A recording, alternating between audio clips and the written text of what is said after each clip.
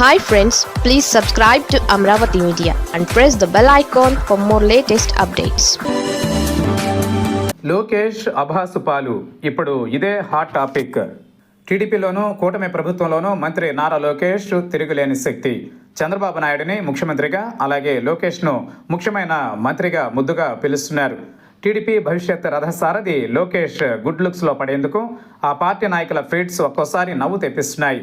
ఈ నేపథ్యంలో TDP senior నాయకుడు దీపక్ రెడ్డి అత్యుత్సాహం కాస్త లోకేష్ను జాతీయ మీడియాలో అభాస్పాలు చేసింది. ప్రతిదీ చంద్రబాబు, లోకేష్ ఘనతగా ప్రచారం చేసుకోవడం టీడీపీకి వెన్నతో పెట్టిన విద్య. కొంతకాలంగా చంద్రబాబు కంటే లోకేష్పై పొగడ్తలు ఎక్కువయ్యాయి. తాజాగా ఇండిగో విమాన సర్వీసుల్లో తీవ్ర అంతరాయం దేశవ్యాప్తంగా కలకలం రేపుతోంది. సమస్య ఏదైనా పరిష్కారానికి సంబంధం లేని తమ నాయకులు చంద్రబాబు, లోకేష్ ముందున్నారని చూపేందుకు మరోసారి టీడీపీ తన మార్కు ప్రయత్నం బెడిసికొట్టింది. జాతీయ టీవీ ఛానల్లో ఇండిగో సర్వీసులపై చర్చలో భాగంగా తమ నాయకుడు మంత్రి నారా లోకేష్ మానిటరింగ్ చేస్తున్నారని, వార్ రూమ్లో ఉన్నారంటూ దీపక్ రెడ్డి చేసిన కామెంట్స్ జాతీయ జర్నలిస్ట్ అర్నబ్ గోస్వామికి ఆయుధం ఇచ్చినట్లయింది. అది విమానయాన సంస్థన లేక టీడీపీ మంత్రిత్వ శాఖ అంటూ దీపక్ రెడ్డిని ప్రశ్నించారు.